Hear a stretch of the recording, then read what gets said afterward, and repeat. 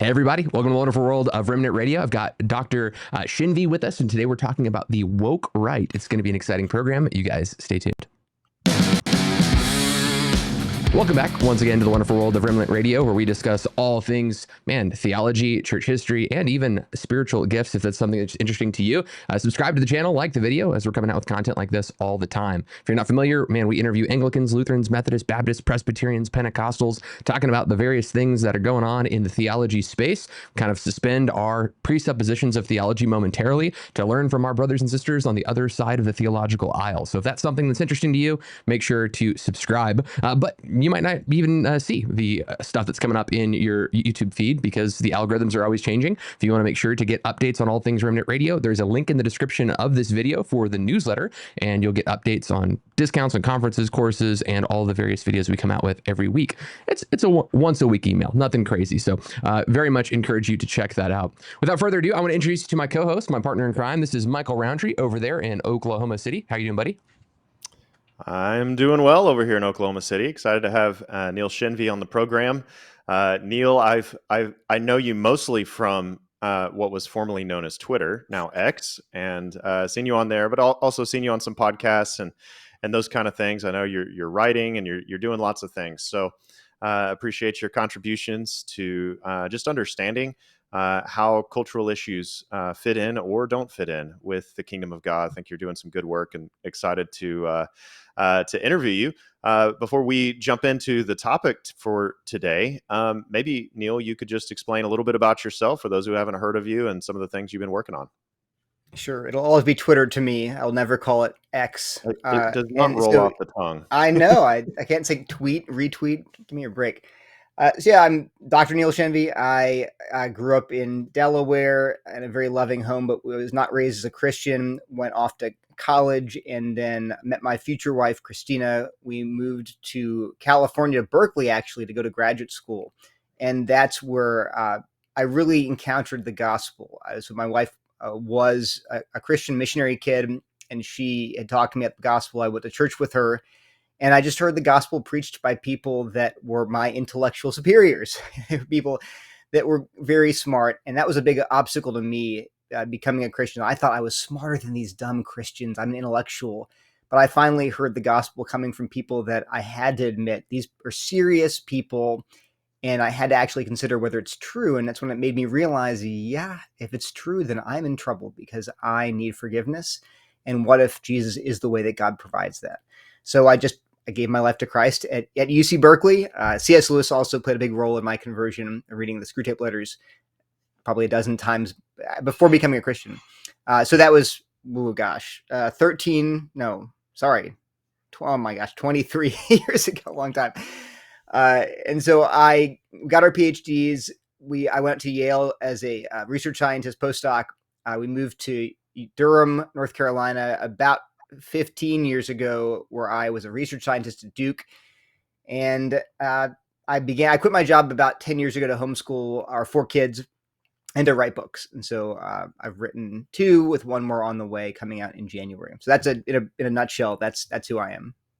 Yeah, well, we're talking today about the woke right, which is an interesting subject matter to even frame it that way, because I think many people have not even heard those 2 words put together, which I think is interesting. I think of Carl Trueman's book, The Rise and Triumph of the Modern Self. That really, for me, really laid a strong foundation of a lot of these worldview pieces. I'd heard a lot of it before. I think Vodi Bakum wrote a book called Fault Lines that I had read. That one was... again, it sets some of the category foundations for some of this. I think Truman does the exhaustive job. If anyone wants to look it up, that would be the one I would recommend. But also 1776 by Pastor Andrew Wilson also kind of engaged with some of these ideas, looking at like romantic period, looking at the post-enlightenment worldview, how Freudian thought slips in this area and Marxist thought slips in over here. And when I typically think of those worldviews, I see them often pointing to the left side of the aisle. But in your writings, you're talking about kind of the woke right and some of these identity politics pieces. But before maybe we even have you explain the right, the left, all of the fun stuff in the middle, maybe let's take a moment to talk about worldview.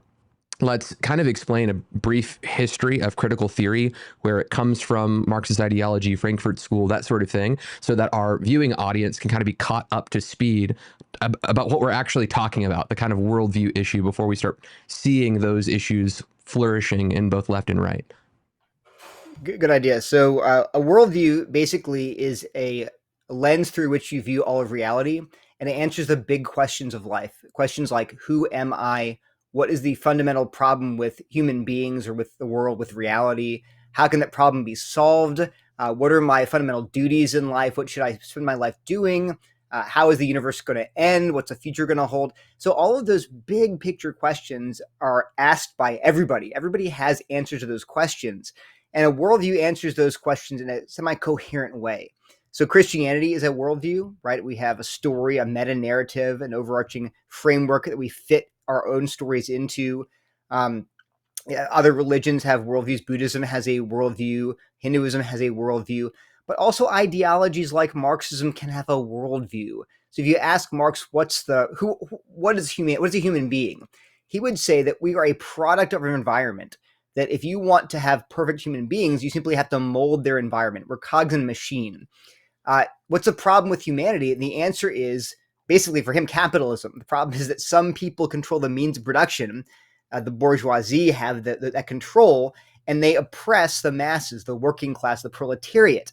And how do you solve the problem then? Well, you have to seize the means of production. So it's a whole way of thinking about reality, and more than just economics. It's about things like, what is truth? What is morality? Marx answered those questions way back in the 1840s, 50s, and 60s. So his ideas then spawned not just a Marxist economic theory, but a whole way of thinking about reality. And his successors were disappointed by how few Marxist utopias had been created in the half century following Marx. So the critical theorists of the Frankfurt School, they coined that term. They wanted to apply Marx's ideas more broadly than just to just to economics. They wanted to apply his ideas to culture, the culture industry, and to mass media, and to look at ways in which oppression was more subtle than Marx had thought. So Marx just had this idea that the people that control the factories, they're the problem. If we just seize the factories, we'd solve humanity's problems. We'd create utopia. But the critical theorists in the Frankfurt School, and then beyond that, thought, no, oppression happens in very subtle ways, that the ruling class doesn't just control factories and own them, they control ideas. And ideas are what's really behind the oppression in society. And you see, as the 20th century goes on, people from the Frankfurt School in the 20s and 30s in Germany, and then later post-colonial theorists, second-wave feminists, queer theorists, critical race theorists, they all had the same kind of framework where the ruling class has hegemonic power. They control society's ideas that are then all around us. They're taken for granted as normal and neutral, but really, those ideas prop up the power and privilege of the ruling class. So, for example, second-wave feminists believe that the patriarchy is the system of power by which patriarchal ideas suffuse society in a way that makes everyone think that men are better than women, and therefore they should have all the power. Critical race theorists believe that the white ruling class imposes their white supremacist ideas on the culture and convince everyone that white people should have the power. Post-colonial theorists think that the colonial powers are in charge, and they inculcate the native societies, indigenous peoples, with their own Western ideas and destroy their beautiful religions, and that's how they gain power over the colonies. So it goes on and on. Queer theorists think that the straight cisgender people have power, and that we live in a cis-hetero patriarchy. The gender binary is oppressive of people that fall outside the male-female binary, and so on and so on. But you can see now it's very flexible, that all of these critical social theories, whether it's critical race theory, queer theory, critical pedagogy, they all have that same oppressor-oppressed framework. The oppressors have hegemonic power to control society's ideas. Then the way to break their power is to see through the oppression of the ruling class, to see through their ideas as mere power plays, and to overturn their narratives through your lived experience so that you can achieve social justice, which means breaking their hegemonic narrative and then reordering society so that no groups are marginalized and all groups can share power equally. So in a nutshell, that's what we've been seeing for the last 10 or 20 years as we underwent the great awakening in our culture, not just in the US, but around the world. Okay, so you mentioned that great awakening in our culture. And so people became familiar with this term woke as it pertains to the left. Now, in this episode, we're talking about the woke right. Talk to us just about the derivation of that term woke, its original meaning, and how it came to be applied. This is fascinating. So the term woke was first part of sort of African American vernacular English from like the 1920s. There's some blues singer sang a song about staying woke, and then later there's an R&B singer, I think in 2008, 2012, who used the word woke in one of her songs. It became popular again. So for a while, it just meant kind of aware of injustice in society. But in the 2010s, late 2010s, progressives really latched onto that term and owned it. So there is a paper called We Are Woke, which defines wokeness as critical consciousness that makes you aware of all these ways in which you're being oppressed intersectionally. So it was written by three women of color, spelled WOMXN, women of color, who are aware of the patriarchy and cisgenderism and colonialism and white supremacy and how all of these interlocking systems of power were oppressing them. And you can find all of these if you go back to the Internet Archives.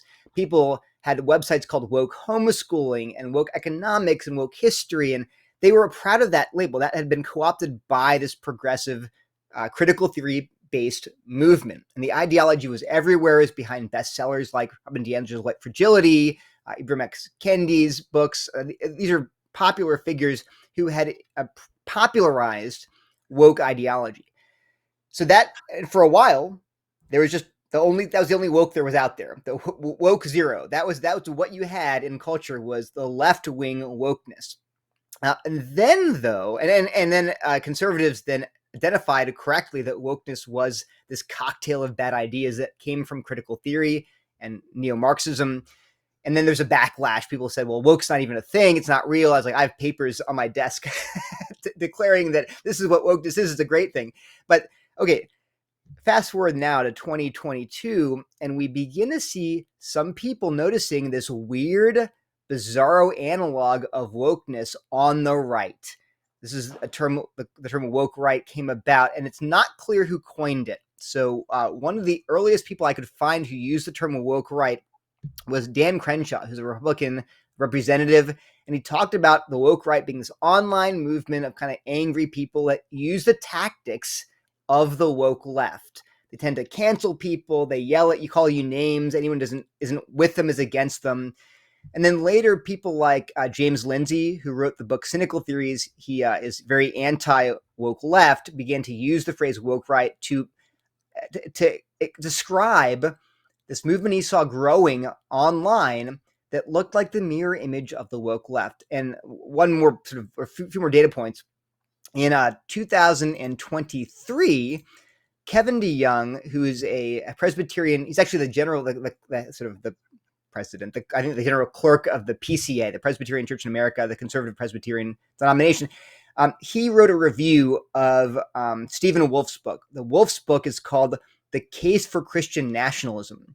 And DeYoung reviewed that book and said, well, some things are good about it, some things are bad. But the title of his review was called The Rise of Right-Wing Wokeism, because he, I think, correctly saw that Stephen Wolfe's book was saying a lot of the things that we normally associate with the left. So, for example, Wolfe talks about how we live in a gynocracy, that we're ruled by women. The regime is against you, and they want, and especially a young white man, the regime is against you. They want to destroy you, and so he just says this sounds like the left, only with all the roles swapped. Rather than having the white people oppressing the people of color, we now have the diverse regime, the DAI police, oppressing the young white men. Instead of having men oppressing women, we have women oppressing men. And it's not about who has actual power, because obviously most people in government today, in both houses of Congress and the executive branch and the judicial branch are men. It's about the ideas that the ruling class in both visions has this subtle way of oppressing you. Not overtly, but subtly, so that we live in a gynocracy, not because women are actually physically in the CEO suite on the office, but really it's the ideas, the longhouse, the set of feminine ideas controls society and dictates who can speak and who can't. So you have to get, and interestingly, the analogy then is the woke left thought you have to wake up to reality, right? That's the whole phrase, get woke, achieve a critical consciousness. Well, the woke right has their own version called taking the red pill. You have to get red pilled to see that you're actually trapped in they call it globo-homo, the global American empire, that you're by the bug men who rule over you. It's all these weird phrases from the internet, Reddit and 4chan. But so DeYoung was the first evangelical, I think, to label this phenomenon the right-wing wokeism or the woke right.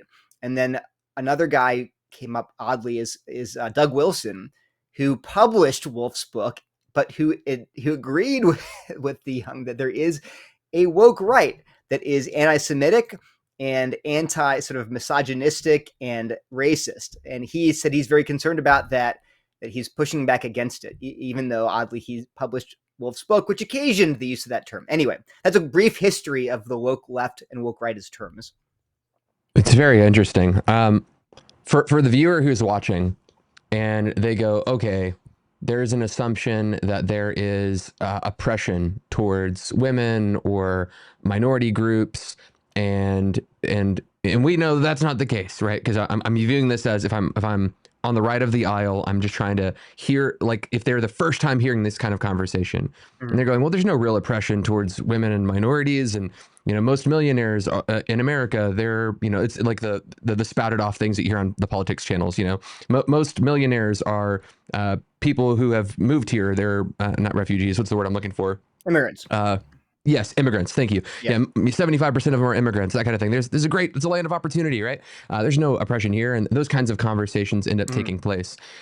But certainly, there are times in history where there were ethnic minority groups that were targeted and oppressed.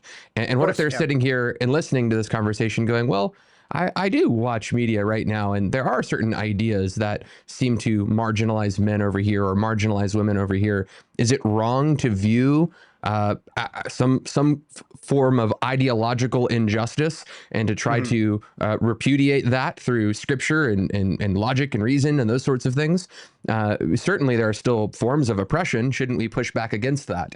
I want to make the clear distinction that you're not saying we shouldn't fight bad ideas, right? Yeah. We shouldn't fight oppression, but that we should not view the world through the lens of oppressor oppressed. Anyway, maybe you could clear that up for us.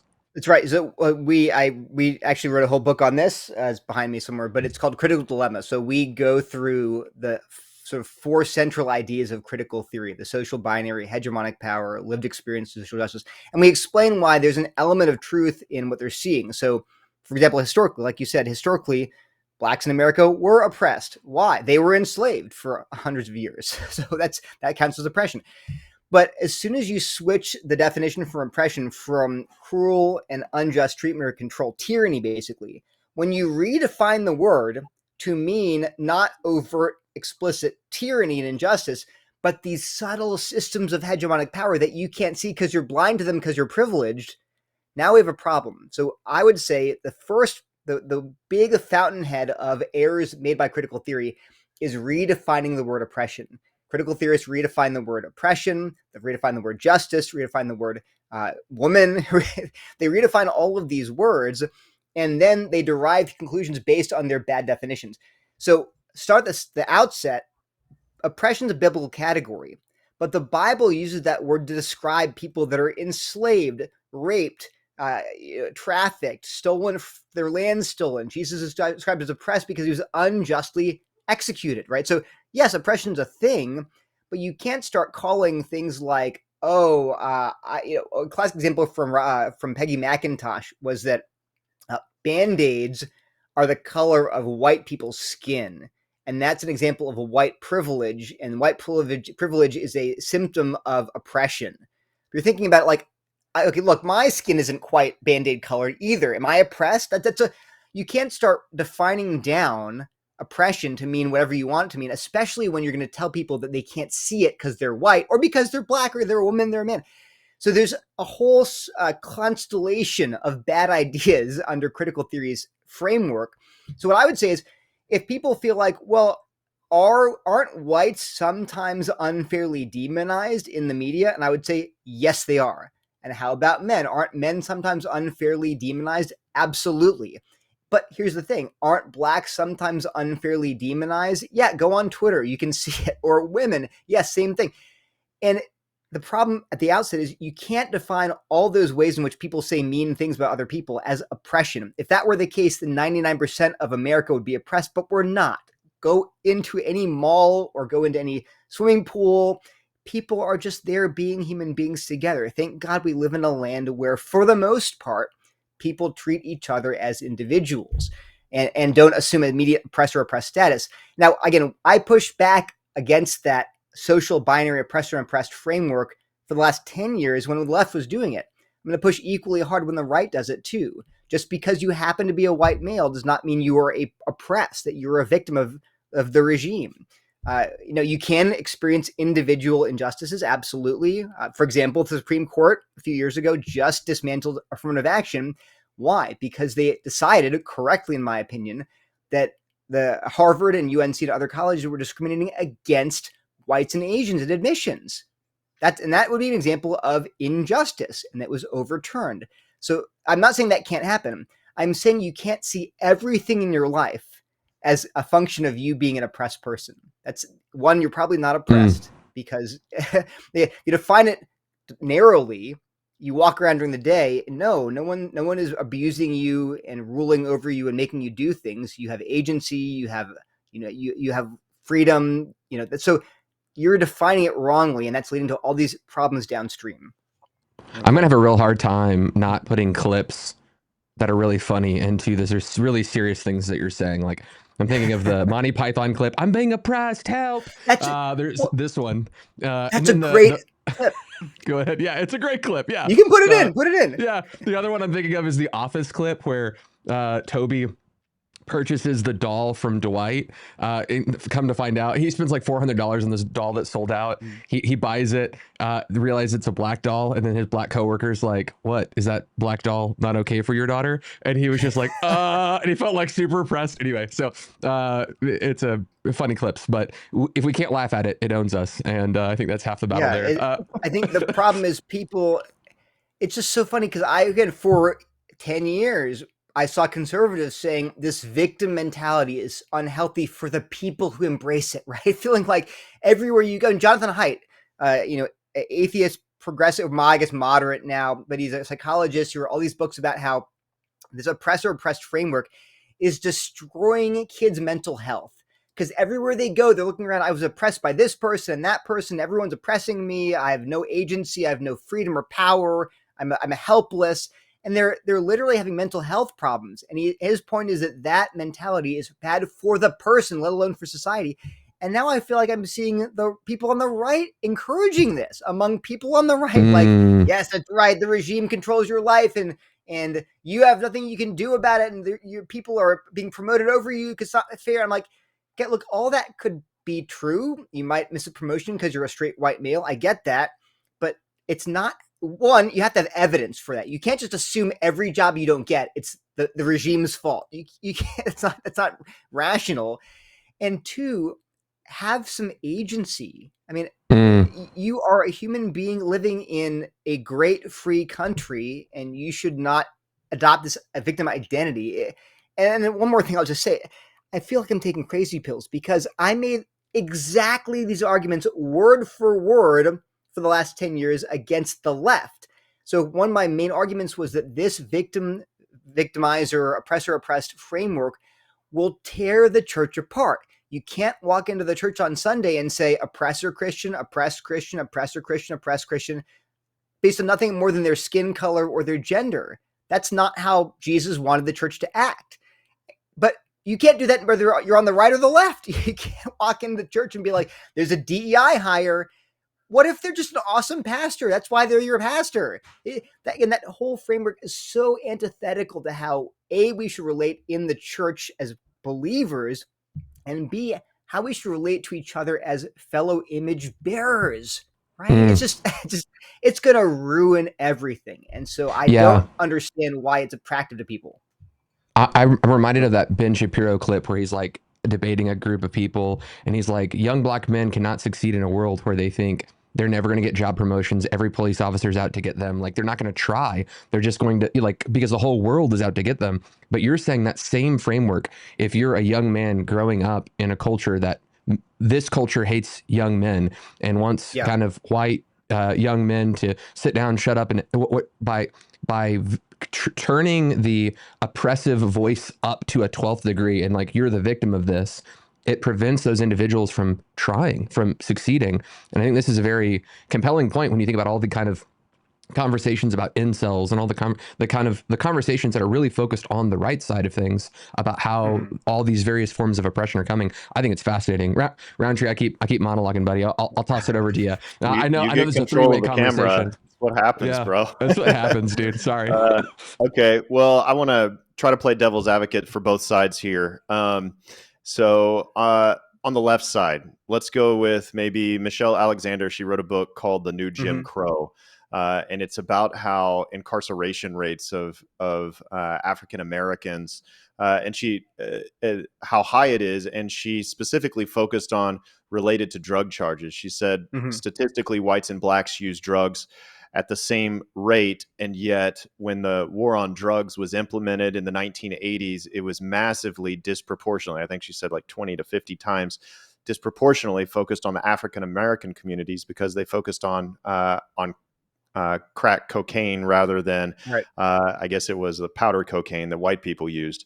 And so she uses that as like, hey, once you get that felony on your record, now you can't vote. Now you can't do this. Now it affects your ability to get jobs, et cetera. And so on this side, I'm wanting you to respond to, hey, Neil, you're downplaying systematic oppression because this is the reality that certain people or people groups are facing on a daily basis, especially those who personally experienced maybe something on their record that a white person wasn't going to get. And anyway, she goes into great detail about white people can afford better lawyers and so on. So then on the right side, I'm thinking of a friend in my life who's in the school system, and his resume stacked against he's a vice principal, against everybody who's been hired over him as a principal is significantly better on any objective measure. And he's had higher ups tell him, this is probably the highest you're ever going to go because you're a white male. And so they've hired minorities and women over him to the point where he's had to look at entirely different fields and professions, even though he has degree after degree in education. And so he's probably saying, if he's watching this, like, hey, this is my lived reality on a every day. It affects my income earning potential. And so as people are speaking, whether from the right or from the left, they're saying, hey, I think you're downplaying systemic oppression that appears invisible because, to your point, it's not like people are receiving lashes, and it's not like people are, it's more invisible, but they would say very real. How would you respond to that? So one thing I want to make clear is I am not, in theory, opposed to saying some group is oppressed. The Israelites were oppressed in Egypt, right? Their babies were thrown into the Nile, right? So or blacks were oppressed under slavery, right? Because 95% of blacks in the United States were enslaved, with a small percentage of free blacks. The point is that group oppression can happen. Oppression can be subtle in principle.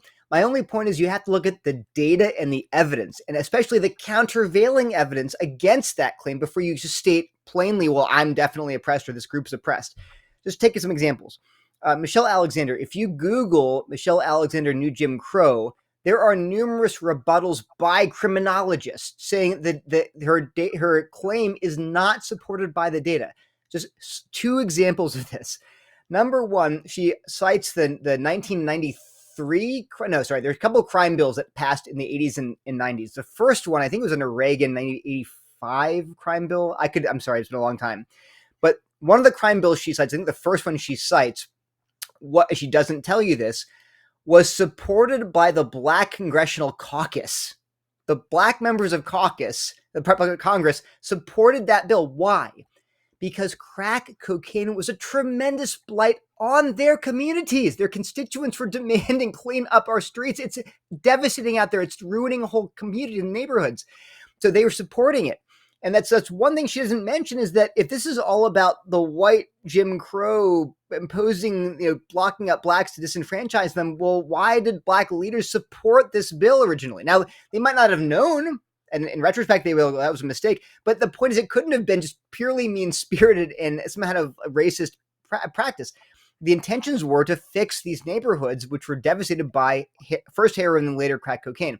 Okay. Second, the data does not support the idea that the drug laws are producing mass incarceration. It just doesn't. If you look at the numbers of blacks that are incarcerated, the majority of them are not due to drug charges. They're not even mostly in. I think she was citing federal prisons, but they're not mostly in federal prisons. So the data that she's citing, she's cherry picking, do not support the claim, the contention that this is a new Jim Crow, that it was meant to disenfranchise blacks. It just doesn't support that data.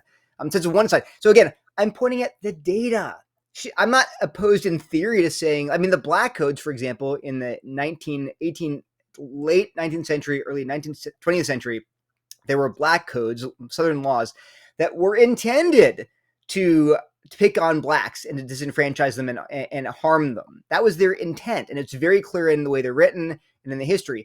But we'd have to have some evidence for that today. And again, I should say this, there are studies that show subtle discrimination against blacks in job hiring interviews. A big example is a sociologist named Deborah Pager that studies on hiring for entry-level jobs. And she did find that blacks were turned down for callbacks at a rate roughly like 40% higher than whites, with all things being equal. Same resumes, she matched them in terms of their height, their attractiveness, even. And so, yes, you can measure that bias against blacks. On the other hand, we also know that happens against whites in other contexts. So the point is, reality is complicated. So take your friend who's been told you're being turned down because you're a straight white male. I wouldn't say I don't believe you. I'd say, okay, if you've been told that, I believe that experience, that you've been told that, and it probably is true in your case. That by itself does not prove it for all cases. This is my point. How many times in the last 10 years, did we see some isolated incident of police violence and people would leap to the conclusion that all police are like that? Abolish all prisons. That you can't extrapolate from one experience to a general statement of reality. Interestingly, my co-author, Dr. Pat Sawyer, who wrote Critical Dilemma with me, he talks about how white supremacist groups, they recruit new members based on that fallacy. They will go to a young, angry white male and ask him, hey, has anyone ever treated you badly because you're white or because you're a man? That's not fair. Hey, we feel, and what is that experience telling you? Doesn't it show you there's a larger framework and ideology that makes sense of your lived experience?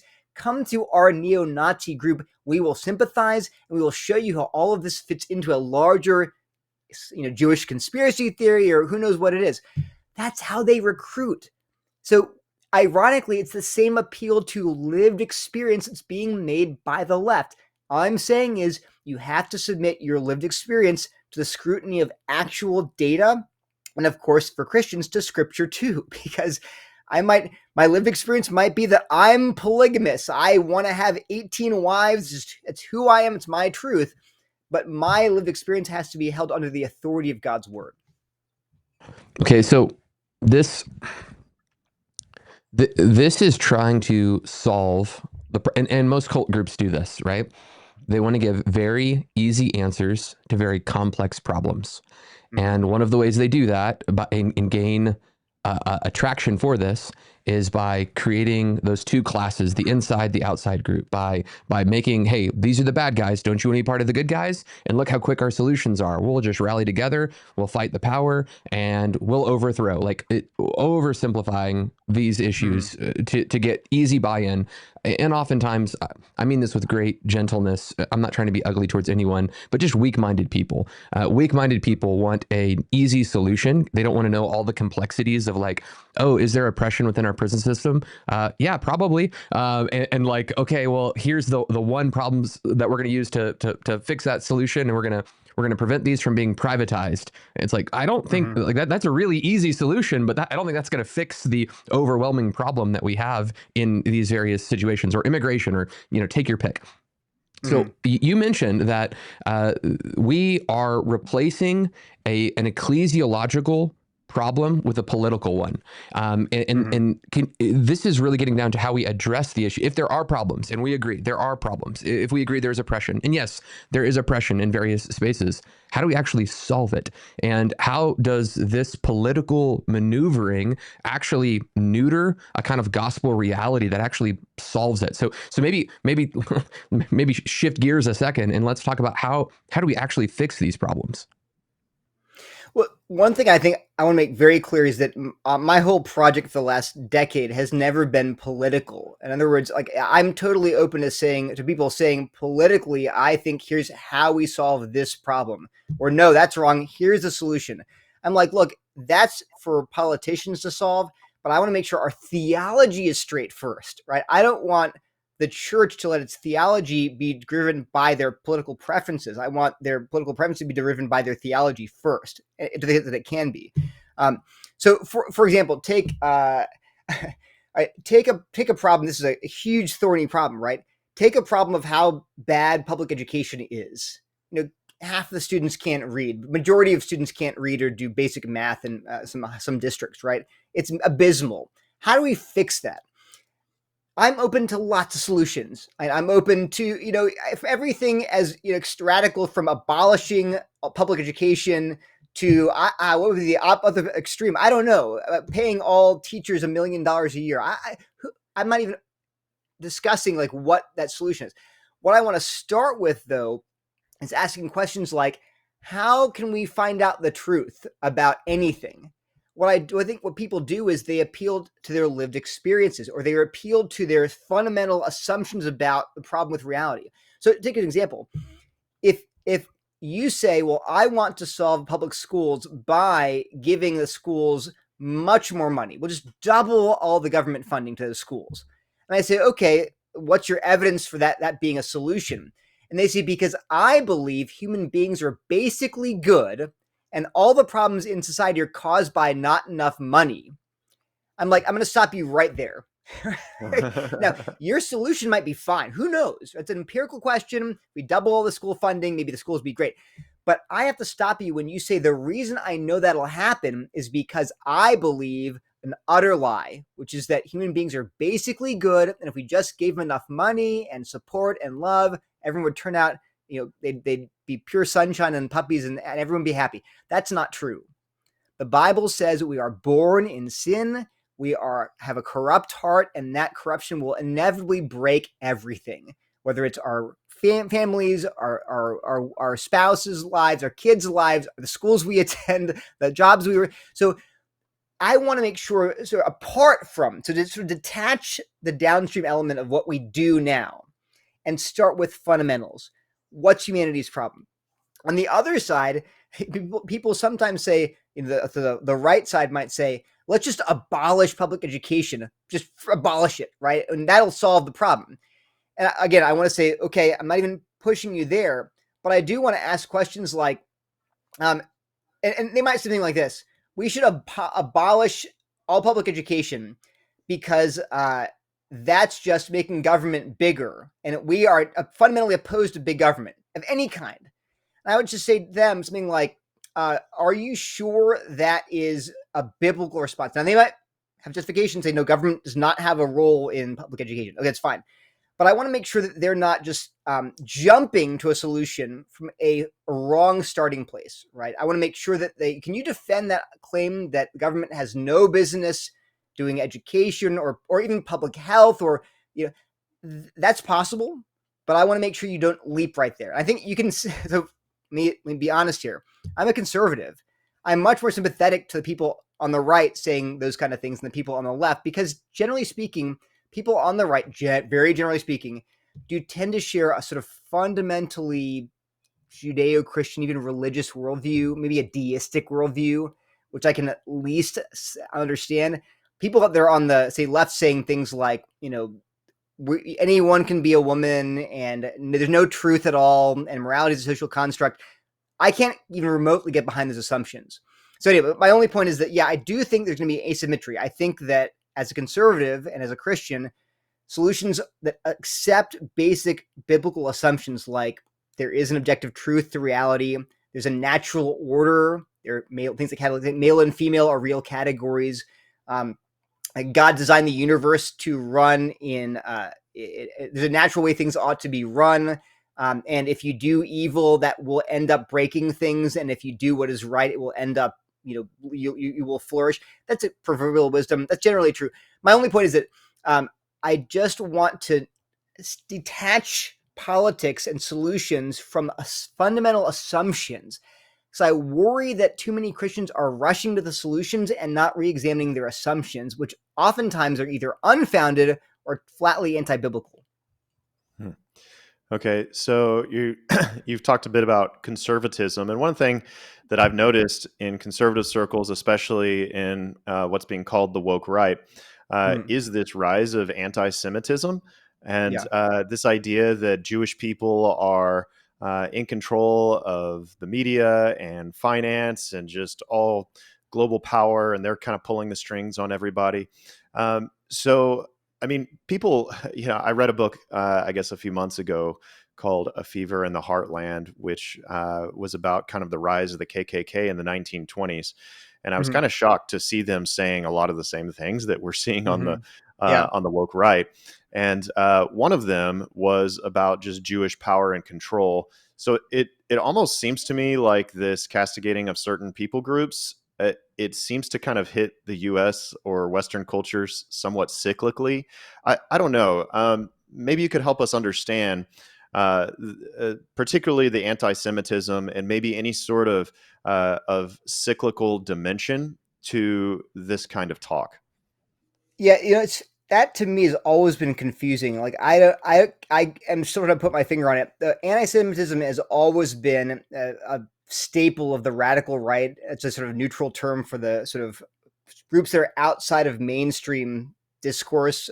So the radical right has always had sort of anti-Semitism, racism, nativism, the idea that, we, who we are varies, but we are the good guys and the bad foreigners are the bad guys. And of course, it's funny because in the 1800s, it was like we, German, native stocks are the good guys and the Irish are the bad guys. But then, of course, once the Irish kind of assimilated, well, now the Irish are one of us. They're the good guys. But these people, the Italians are the bad guys, whatever. So it just shifts to moving target. But yeah, there's resurgence. I mean, the funny thing is I'm teaching U.S. history this year to my juniors in high school. And there's in the 1800s, early 1800s or late 1700s, there's a big rise in anti-French sentiment. They were going to ruin the country. There's a big battle between the Federalists and the Republicans, the parties at the time, over like being pro-France or anti-France. So yeah, I think it's René Girard who came up with the idea that he called the scapegoat theory. I think it was him. But his idea was that all cultures at all times want to project their problems onto something, a scapegoat, to blame the other for their problems. And it's often, I think actually Thomas Sowell pointed out that it's not always the Jews, that in many cultures, he calls them, what does he call them? They're called like middlemen minorities, I think was his name for them. But in many cultures, there are displaced people groups that end up in the culture, and they actually then end up as middlemen in business because they're sort of outsiders. They don't have a lot of roots there, and therefore they don't have a lot of incentive to give money to their relatives because they're all in a community. So they become trusted as middlemen. They can hold your money for you. They can manage business. And so in medieval Europe, it was the Jews. because Jews were seen as an outsider group, but then they would kind of manage the money. I think that in some cultures, the foreign Chinese people were trusting with money. In other places, it's, I think, Indians. His point is, though, that these groups, they tend to be very successful because they're managing money. So people are giving you money, you're managing it, you're earning profits that way. But they're also outsiders. They also attract mistrust. And so that whoever this group is, they end up being both successful and hated. And when things go bad in society, they get blamed for all society's problems. I don't know if that's a good theory or not, whether it applies broadly, but I think it's an interesting explanation for why we see this urge to blame someone. Now, you mentioned anti-Semitism. That's true. I do see that online. But there's also, I see, a concomitant desire to blame women for all of society's problems. All these men are like the women. I see on Twitter their whole accounts dedicated to like women posting L's and making fun of women, how bad women ruined everything. They shouldn't be allowed to vote. And then also anti-immigration sentiment. And again, I know, look, I'm not questioning policy. Immigration policy is complicated. I don't think it's wrong to limit immigration. I don't think open borders are a good idea at all. I mean, I'm the son of an immigrant. I'm still not in favor of open borders. I think it's a terrible idea. But that said, being wanting to reform immigration and hating immigrants are different things. We can, yeah. So I think in all these situations, I think the common thread is blaming someone other than yourself. And as Christians, we ought to be immediately suspicious when anyone sees the primary problem with reality as someone else. Mm-hmm. G.K. Chesterton was famously asked there's some newspaper in England that asked its readers, we have a contest, write a response telling us what is the problem with the world. That was the contest. Tell us in one essay, what is the fundamental problem with the world? And Chesterton wrote back, he says, "Dear sirs, I am. Yours truly, G.K. Chesterton." That is the Christian response. Stop blaming your problems on the Jews or the women or the immigrants or the whites or the men. Our fundamental problem is that we have rebelled against our Creator and we deserve hell. And the fundamental solution is not that we can be better and fix the society and change the culture. The solution is that God sent his son to die for sinners and then ironically call us into community with people of all kinds of races and genders and classes and things in his body, the church. So I'm sorry, I have I wrote a whole book on this to the left, basically trying to dissuade them from this madness, identity politics and racial obsession, and pointing out how Christianity has a truer and better solution to all these problems and a better framework. And now I'm turning around and seeing the right doing the same crazy stuff. I'm like, what is going on, people? It's interesting. Do you think that the response to, women being the problem, I want to say that I have seen evidence of that even in my, and this is a hard thing to confess. My great grandfather was a Methodist minister, and I've read some of his publications, and they were not. They did seem to blame women for all of the problems. Yeah. But is the cultural moment, and maybe this is just because my lived experience is seeing men are the problem. Right. And then a response to, no, men aren't the problem. A group of men getting together going, no, it's actually the women. The women are the problem. Is it just a culture war of blame shifting? I feel completely othered. I've been pushed into this subgroup, and now this subgroup is rallying together to say, no, now we're being oppressed. Like, is that what we're seeing, or has there always been this kind of vitriol towards women? Obviously, depending on who you're talking to and what point of history, there's clearly been oppression towards women in various categories and various degrees, especially by kind of modern standards and metrics. But the kind of thing I'm hearing today, the Andrew Tates of the world, that seems to be a response to men are evil and they're the problem. So I'm curious, and likely, It's so hard to unravel this of where it all comes from. And maybe it's not important where it comes from, but instead recognizing that this is just a human desire of finding a scapegoat, which likely is an eternity Yeah, written on the our heart woman thing. you put here in the garden with me, it's her Yeah. fault, right? That's Yeah. Yeah. it's Yeah. as old as the Garden of Eden. But I do think we're seeing a reactionary backlash against, let's be honest, 10, well, come on, a long time, but for the last 10 years, people have been going insane. And, I can pull up right now dozens of articles from New York Times, The Economist, Slate, Vox, major publications that demonize men, demonize whites, demonize straight people, demonize Christians, and in explicit language. I mean, I think there's one entitled "The most dangerous people in America are white women." They're always blaming different groups.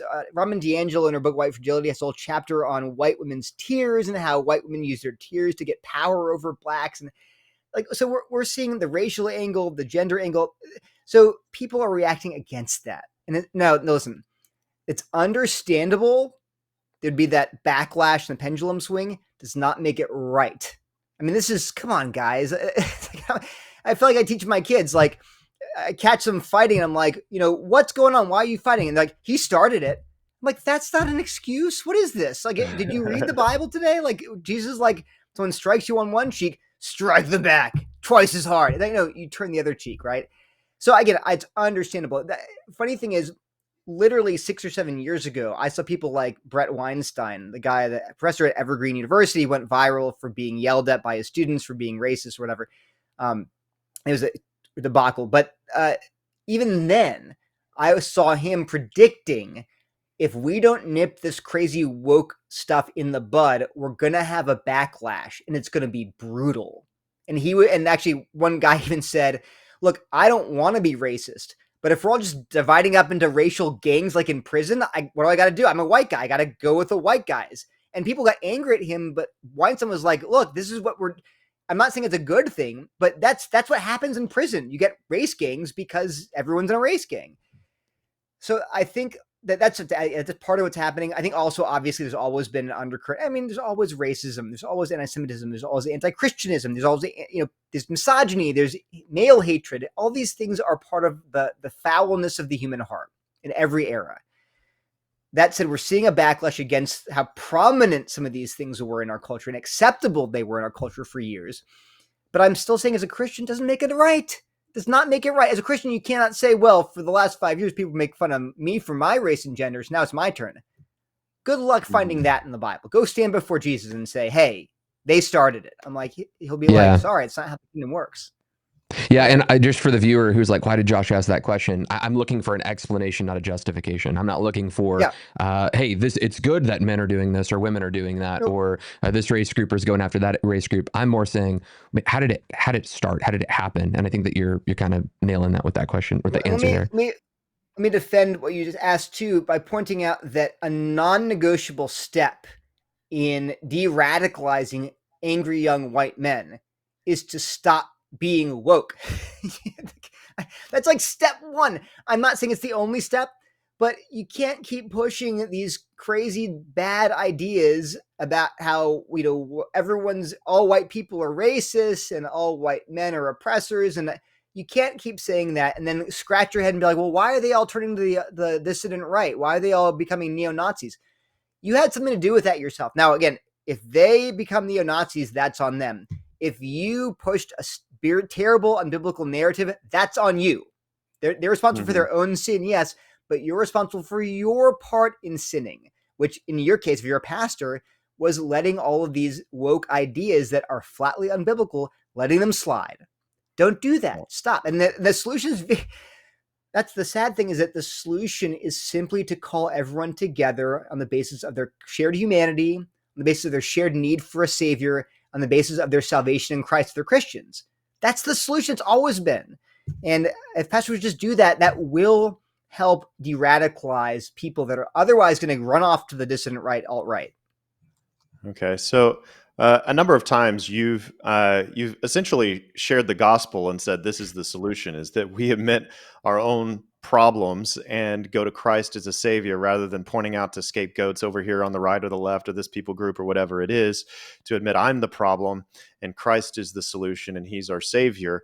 And so you've presented that a few times. So I'm kind of imagining a Stephen Wolfe or a Stephen Wolfe follower watching this and saying, Neil, that's almost like this Gnostic solution. Yes, the gospel is the solution, but the gospel has real world effects, and we're called to make disciples of nations.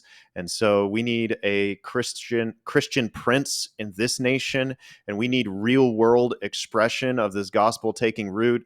And we need, anti-blasphemy laws, and we need to kind of modify things in these ways and make it look, in varying degrees, depending on who you ask, more Old Testament. We need a theocracy. In other words, we need, Right. and you have different expressions of this. You have like the Rushduni side, which is kind of like this reformed tradition, but still very much in theonomy and a Christian government. But then you also you have the charismatics with this sort of kingdom now kind of theology of like, we're going to take over these domains of society. But on both of these sides, it's really kind of like taking this spiritual reality of the gospel, and they would say pushing it out into every dimension of society. And don't you want that, Neil? Like, it's not enough just to like win hearts to Jesus. We need better policies. We need Christian-based policies, etc. How would you respond to somebody who's pushing back on you like that? So I would first point out there's, a huge leap from we should be promoting laws based on Christian principles to we need a Christian prince who will rule over the nation and put heretics to death. And I have quotes here here's a quote. So people don't think we're making this up. Here's a quote from Wolfe's book, A Case for Christian Nationalism, where he's describing in principle, not in practice necessarily, but in principle, what the Christian prince, the ruler of the Christian nation, could do, the power he has. He says, arch heretics, this is page 391, arch heretics who are publicly persistent in their damnable error and actively seek to convince others of this error, to subvert the established church, to denounce its ministers, or to instigate rebellion against magistrates, can be justly put to death. On page 313, he says, the Christian prince has the power to call synods in order to resolve doctrinal conflicts and to moderate the proceedings, and can confirm or deny their theological judgments. And in confirming them, they become the settled doctrine of the land. In other words, the Christian prince or the Christian president can literally call a church council and then take their advice, maybe. But at the end of the day, he can be like, from now on, we will all be Presbyterians in this country, and Baptists will be illegal. Or we're going to be cessationists, no more charismatic church. They're all going to be kicked out. So that is a strand of Christian nationalist thought that's out there. What I would say is you can read the rough stuff I've written on Wolfe's book. I did a long, like 10,000 word review of it. You can read my criticisms of it. But unlike most people that critique Christian nationalism, I'm not opposed in principle to the idea of having some kind of Christian nation or Christian government. For example, if a bunch of Presbyterians want to go colonize Mars and create a Presbyterian colony on Mars where everyone's Presbyterian, they can make a Christian prince and have Presbyterian laws to knock themselves out. I think no one's really going to say that's sinful. They shouldn't do that. I'm not going to say that. If they want to found their own Martian colony in a big glass dome and have everyone be Presbyterian there, knock yourselves out. So I'm not opposed to his. I have objections to how he gets to that place. But my main objection against the movement is this: get your house in order. Basically, it's one thing to say we need to have laws that are more Christian, that we have a more, and again, I think most Christians would agree, things like, yeah, let's get rid of abortion. Let's just start there. This is the most horrific injustice in the nation right now. Let's abolish it completely. Great. I think every Christian should be 100% on board with that. If you call that Christian nationalism, so be it. I'm happy to get behind that. On the other hand, I think the movement as it's come to be defined the last 2 years, and I warned people about this 2 years ago, you can read my articles, they have refused to police the really bad elements of the movement that are openly anti-Semitic, racist, misogynistic, and just vile, saying awful, vile, disgusting, ungodly, wicked things online. They have not just failed to weed out the bad apples, they have actually sometimes platformed them. So interestingly, my objection to Christian nationalism is not really this in principle, oh no, we should all be Baptists, or we should be, that's not my objection. My main objection, it's part of it because I'm Baptist. My main objection is that they are trying to solve a political problem and abandon, in the process of doing that so-called political problem and applying the gospel, they're applying the gospel in the Bible to politics. They have stopped applying the Bible to their actual lives, right? Their personal lives. Their behavior is so ungodly on Twitter, not all of them, but many of them, that they've forgotten what comes first, right? The kingdom is supposed to start inward and then go outward, right? And this is ironically, many of the more sort of politically anti-Christian nationalist people who would criticize the politics itself have warned this is what happens when you marry the church to the state, is that you get this complete facade of Christianity. It's all about the culture and overt displays of religiosity, but internally the church is dead. It's dead. It's devoid of true spirituality, because it's all of your energy has been invested in creating the structure and these policies, whereas the spiritual life goes neglected completely. Now, again, I'm not saying that's everybody. I'm not saying that. But I am saying that trend that started with, the gospel comes first, but doesn't the gospel then overflow to things like laws and policies and culture? And I'm like, amen, absolutely. But now I'm asking, you claim the gospel comes first, and we're going to start with this internal transformation of hearts and minds, and then it's going to lead. But then when I look at your hearts and minds in churches, I see a lot of really rotten fruit. And so again, if people are like, but shouldn't we have a Christian nation? I'm like, knock yourselves out. But in the meantime, you better not get sidetracked. You better really want to affirm that the gospel in the side of the church has to take precedence, especially before we try to reform society. That would be my main objection. Good. Yeah. I almost have a follow up there, and I know we're at time. Do you have time for a quick one? Yeah, sure. Who knows if it'll be quick? I'm curious because when I'm trying to solve political issues, I'm willing to lock arms with some folks. Again, if I see that the goal is moves the needle towards a kind of kingdom worldview, like the ending of abortion, for example, right? Would I lock arms with Muslims and Mormons to see that get abolished? Yes. Big fan, huge fan. I would do that. But like, as I hear you saying, is that there are individuals who are not weeding out some of these very ungodly folks. And I go, to what end? Like, what do you mean? Like weed out? Like at what point, can I, lock arms with a LGBTQ, person who's like, hey, we absolutely should not be having drag queens come to elementary schools and teach our kids, about drag lifestyle. Like I'm totally okay with like agreeing. Yeah. I'm not going to weed out all of his, aberrant sexual desires. I'm actually just going to lock arms with him and fight the bad guy in this situation, proverbially, the bad teaching, the bad, practice in American politics. So when you talk about weeding out, could you maybe define what you mean by they're tolerating all of this stuff? What do you mean tolerate, and what degree of camaraderie, compatibility, locking arms with folks that we very strongly disagree with, ultimately to achieve something that looks a little bit more like the kingdom of God and a little less like the kingdom of darkness? Yeah, let me steel man their argument. So they would say that's the analogy they always use. They said, look, in World War II, we allied with the Soviet Russia to defeat the Nazis. The Nazis were so utterly corrupt and evil, although some of them are not saying that anymore. But they used to say the Nazis were so bad that it was justifiable for us to lock arms with the Soviets to defeat the Nazis. Once the Nazis were defeated, then it's time for us to then fight the Soviets and fight the Cold War. But until that happens, we have to just keep silent, have solidarity, and to get this common goal accomplished. And then later we can fight over, these secondary issues like communism versus capitalism. I'd say many things. One is that's probably not a good analogy because the fact that we were so cozy with Stalinist Russia in World War II was again, it was necessary probably to win the war. I get that, but it did have consequences. And so maybe, and especially if you're a pastor pastoring a church, you're not the General Eisenhower, right? You're not up there making these caveman decisions about whose troops are going to be fighting. You're in a church in Illinois, and you're seeing people coming to your church wearing like communist T-shirts and with hammers and sickles on them, thinking communism is awesome. You don't have to lock arms with Stalin. You can say this is actually not compatible with the Bible's vision of all kinds of things. Marx was not a good person to follow.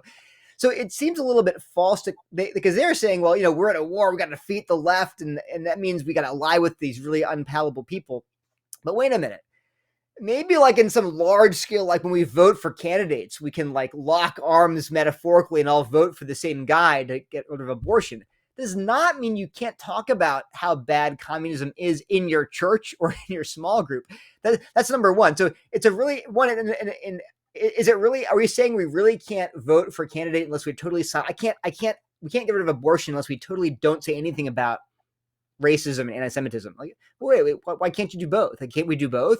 I mean, are you really so frightened of alienating like the neo-Nazis that you can't even talk? And another weird thing is the neo-Nazis are often pro-choice because for really sick reasons. All right, so my point is that idea that we should lock arms with really bad people, well, that doesn't justify saying nothing about their bad ideas. At the minimum, so for example, let's say there are groups that are like there's secular pro-life. There's actually a pro-life group called Secular Pro-Life, which I actually think is great because they're pro-lifers, but are secular. They're not anti-Christian. They're just secular, not making religious arguments. And I support them. Does that mean I stop talking about atheism being wrong? No, of course not. What? No. And in fact, if they can't respect the fact that I'm a Christian and I'm going to say strongly that God is real and you need to repent and believe the gospel, and they're like, well, we can't partner with you then. I'm like, well, so be it, I guess, right? Because I can't let go of the gospel preaching for the sake of not offending my allies politically. I mean, right? What comes first after all? And I think generally speaking, alliances do work if you respect each other's differences, and say, well, politically we're united, but even though theologically we're way apart. That's number one. And number two, especially like take the LGBTQ example. If a person who's identifies as gay is also pro-life, I'm going to say absolutely, hey, vote pro-life. I appreciate that you believe that. I'm not going to stop preaching about biblical sexuality. Absolutely not. I'm not going to stop telling them they need to repent. So I just find that it's a smokescreen to avoid taking a stance on areas they should speak biblically to. The other thing I'd say is their idea of locking arms. I can vote against abortion with some guy next to me without like inviting him on my podcast and platforming him and being buddy with him, right? I mean, right? And if I do, and if we happen to go on a podcast together, I can make it very clear. For example, if James Lindsay and I went on a podcast years ago talking about the woke left, and in the podcast, we were all very clear that I'm a Christian, he's an atheist, and we disagree fundamentally on that. There's no question like, well, is Neil an atheist now? Is James Lindsay a Christian? No, it's all open for everyone to see. So I think, frankly, a lot of this is pretty disingenuous. They make excuses for why they don't want to call out their friends in the group chat, FRENS, when biblically they should be. And I have a whole article, again, on this strategy of no enemies to the right and on why it's unbiblical. You can't do that, especially when people are watching you. Right? If young people are watching and kind of seeing like, well, where's he stand? Is this guy okay? This guy is saying all kinds of awful, really edgy things, I guess. But I guess it's okay because that pastor's retweeting him and he's following him. Well, you're betraying your charge, especially as a pastor, to shepherd your flock.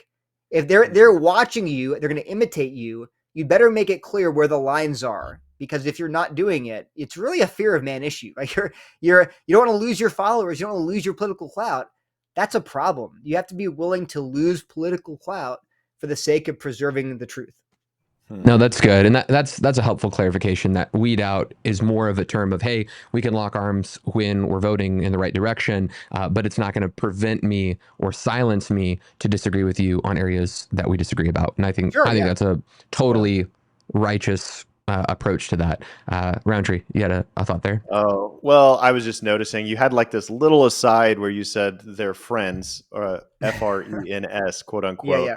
which I understand to have sort of like Nazi roots to it.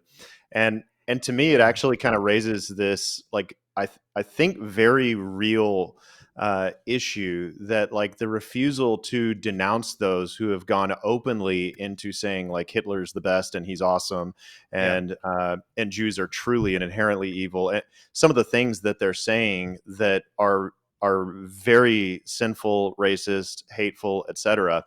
That there is this, I guess, like intentional subtlety Mhm. that and I would call it intentional because when you use that language, like when you have code language Mhm. that is friendly toward Nazis, that you're not like what it tells me is that your inability to denounce them is not what you're stating. It's not because, hey, we're just locking arms with people who disagree with us. It's more like you actually secretly do agree with Nazis. You actually agree with them, and that's why you won't denounce them. Now, I can't say we'd have to go case by case, but it Yeah. seems like that really is the case for some people with some pretty large platforms. Do you think that's a safe statement there to make? So yeah, and I think there are a couple of things I want to say there. One is this. Did we learn nothing from the woke church? Like, did we learn nothing? Because what did people say 10 years ago? Well, I don't really agree with all their sexuality stuff, but like they understand systemic racism and I support that part of their platform. And, I'm going to lock arms with them. I'm going to defend them. I'm going to platform them, retweet them. I'm going to read their books, recommend their books. But, I'm going to have this pure, untouched core of Christian ethics and Christian morality and Christian theology that will be totally untouched by all these friends I'm making, all these allies I have. I'm going to go to their meetings. I'm going to support them. What happened, guys? 10 years later, all of those woke ideas went from, out there to right in here because you were rubbing shoulders. We're social creatures. Who we hang out with. Show me your friends, I'll show you your future. That's really a reality.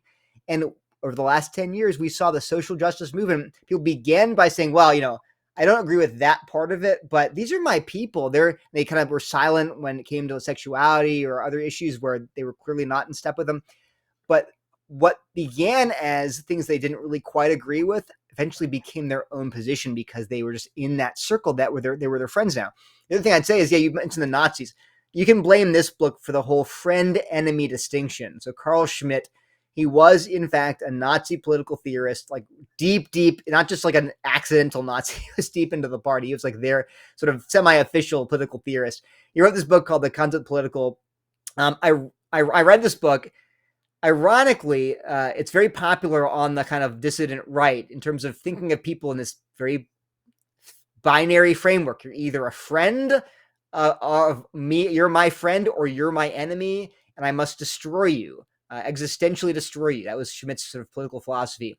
Ironically, although it's popular among the dissident right, they misuse it. So Schmitt's talking about nations and nation states and governments, not about some dude in the group chat. So the irony is that when you go on Twitter and you see these people like filing into their friend enemy camps and having wars against the regime, they're misusing Schmitt's ideology. It's still toxic, but you can blame him for that idea that everyone can be divided into either my friend or my enemy that must be destroyed. And everyone who's on my side is my friend, and I can't denounce them with the work together against the enemy. Again, that's not what Schmitt how he conceptualizes it, but it's very popular. And again, that's another great example of how this totally undermines biblical ecclesiology, biblical identity. According to Jesus, who is my friend? Who is my neighbor is another question, but who's my friend? Ultimately, all those who confess Christ are not my friend, my brothers and sisters in Christ. And not but they vote differently than me. Oh, but they're wrong on this issue. Okay, are they born again? Are they trusting in Jesus to rescue them? And if they are my friends. And the enemies are not like the people that happen to vote differently or the immigrants or the women. The ultimate enemy, obviously, is sin and death and hell.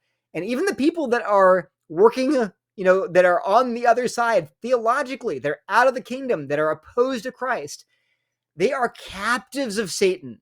Even the really bad people, they are captives that we are meant to set free and to share the gospel with and help Jesus rescue. So anyway, it's just example after example of people that go in there thinking that, I will lock arms with these people that I don't agree with. They're actually really bad people, but I'm going to retain this pure, unaffected core of theology that will remain pristine. That's not how it works. Come back to me in 10 years and you will see the effects on your own heart. And if you're listening, by the way, and you're kind of sympathetic to the dissident right, these guys, you take an honest look at your own heart and take a look at your tweets from 10 years ago versus today and ask yourself, what would I think about myself if I'd seen myself, in 2015, if 2015 me had seen 2025 me, if I would be horrified at how I behave today and what I'm thinking about today and the kind of things that I'm allowing myself. Check yourself, right? That's a good test that something might have gone wrong. Yeah. Super helpful. Okay. It's a fantastic conversation. I have to wrap it up or we'll be here till Jesus returns and then all the problems will be solved. So thank you so much for the lively, really interesting conversation, tackling these issues, pointing people to the gospel all the while doing so. I very much appreciate it. For those of you who are tuning in, man, we don't talk a lot about politics here on this channel, but engaging with culture and worldview is something that we engage with a lot. Encourage you, subscribe to the channel if this is stuff that you're interested in. Make sure to like the video, share it around to those who, maybe don't share it to your neo-Nazi friend, but whatever. Who knows what's going to happen with content Share like it this. with them. Yeah, share it with them, I guess. Thank you guys so much for tuning in. Make sure to sign up for the newsletter. A link in the description is for that. If you do so, you'll get discounts on conferences, courses, and all that other fun stuff. Neil, thank you so much again for coming on the show. We very much appreciate your scholarship and your work on the subject. We'll look forward to having you on in the future. Yeah, thanks, Josh. Thanks, Michael. Hey, see you guys. Thank you so much.